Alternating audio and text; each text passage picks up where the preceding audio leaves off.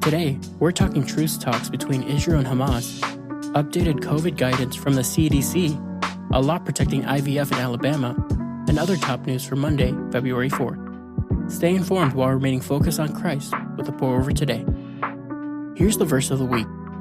For the Lord knows the way of the righteous, but the way of the wicked will perish. Psalm 1:6. Let's get started with some espresso shots. Mediators and Hamas delegates have arrived in Egypt to negotiate a truce, but Israel's seat is empty. Israel has already more or less accepted the 6-week ceasefire on the table, which would free Hamas-held hostages and hundreds of Palestinian prisoners and delay Israel's Rafah invasion to allow civilians to clear out, but won't show for talks without hostages' proof of life. Hamas has so far rejected that demand. Negotiators hope to iron out the details of the deal as early as today. There has not been a stop in the fighting since November's week-long pause. Pressure for the truce is mounting as overwhelming obstacles are keeping humanitarian aid from the 500,000 people one step from famine in Gaza. Saturday, the U.S. military tried a new tactic, airdropping 38,000 meals in Gaza, the first of many planned drops.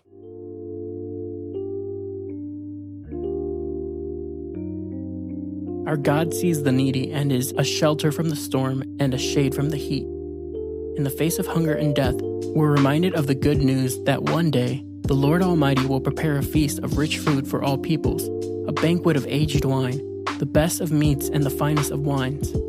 On this mountain, He will destroy the shroud that enfolds all peoples. He will swallow up death forever. The sovereign Lord will wipe away the tears from all faces. Isaiah 25, 6-8.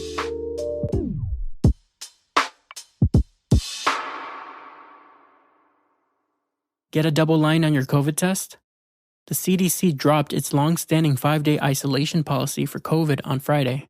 The new guidance is similar to that for the flu. Stay home until your symptoms have improved and you're fever-free for 24 hours. CDC Director Dr. Mandy Cohen attributed the change to greater population-wide immunity and smaller, more predictable waves of infection. Compared to the 2021 peak, 2023 saw a 60% drop in COVID hospitalizations and an 83% decrease in deaths. The CDC is still recommending a vaccine update this fall, while seniors are urged to get an additional boost now. Speaking, reluctantly, of the Rona, a new CDC report found that alcohol-related deaths surged 29% to 488 per day during 2020 to 2021. Pandemic stress, isolation, delayed medical care, and alcohol delivery were all cited as factors.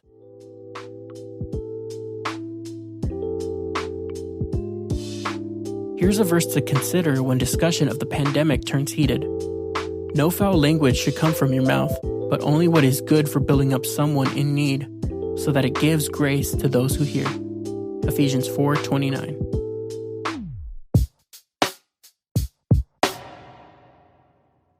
News continues to swirl in a couple of high-profile medical legal battles. First, Walgreens and CVS announced they've received FDA certification to start selling mifepristone, a common abortion pill, as early as this week in states where abortion is legal. The announcement follows a 2023 FDA rule change that broadened the availability of abortion medications with additional certification requirements.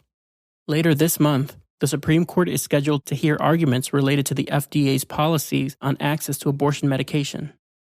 In Alabama, a bill providing civil and criminal immunity for death or damage to IVF embryos is expected to be signed into law after passing through the state's legislature. The bill aims to restore access to IVF after half the state's fertility clinics paused treatments following the Alabama Supreme Court's ruling that frozen embryos are children.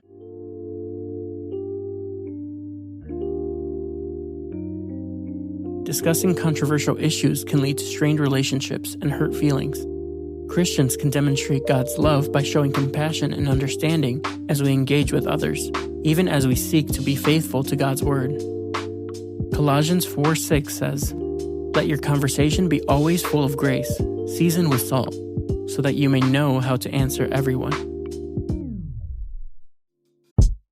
What would you do if you were falsely accused of murder? For Hannah Overton, that question isn't hypothetical. Hannah was a regular mom of 4 in Texas when, out of the blue, she was falsely accused of murder. Hannah was shocked by the lies, and as a firm believer, she knew that God would come to her rescue and never let those rumors spread. But the exact opposite happened. Hannah eventually stood before a jury of her peers and heard them sentence her to life in prison. This was a terrible mistake. How could God have let her down? But Hannah would soon discover that God had a plan all of his own. Listen to Hannah's entire story on episode number 16 on the Compelled podcast, titled Falsely Accused of Murder and Sentenced to Life in Prison. Listen on your podcast app or at compelledpodcast.com.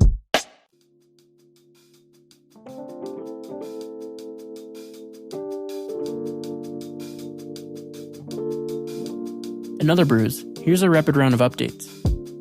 Thousands of mourners gathered in Moscow to say "Do svidaniya," or goodbye, to Russian opposition leader Alexei Navalny, defying the Kremlin's threats of arrest by attending the funeral. Crowds chanted "Putin is a murderer" and "No to war" as they marched to the cemetery under heavy police presence. Hoops history was made over the weekend. First, LeBron James became the only member of the NBA's 40K club, surpassing 40,000 career points on Saturday. Then, Iowa's Caitlin Clark passed Pete Maravich to become the overall NCAA's scoring leader on Sunday. Clark, who has another year of NCAA's eligibility, announced Friday she'll be joining the WNBA next season. Oregon, which decriminalized drug possession in 2021, reversed its stance on Friday. Facing rising overdoses, the state legislature voted overwhelmingly to recriminalize possession of small amounts of drugs like heroin and methamphetamine, making such possession punishable by up to 6 months in jail. Critics argue it reverts to an ineffective system that funnels people into the court system instead of improving health. Strong winds and dry conditions over the weekend exacerbated the largest wildfire in Texas history, claiming 2 lives and destroying over 500 structures. While Texas battles the inferno, which is only 15% contained, California is digging out of the snow. A weekend blizzard in the Sierra Nevada dumped 10 feet of snow, closed I-80 for days, and saw thousands lose power. Colorado paramedic was sentenced to 5 years in prison for the death of Elijah McClain, a black man whose death fueled cries for social injustice in 2020.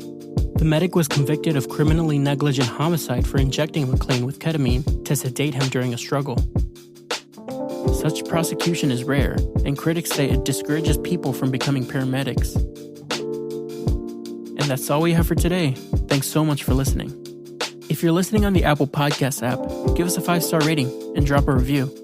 If you're listening on Spotify, give us a follow and hit the notification bell to never miss a new episode. We appreciate your support and hope you have a great day. We'll see you on Wednesday.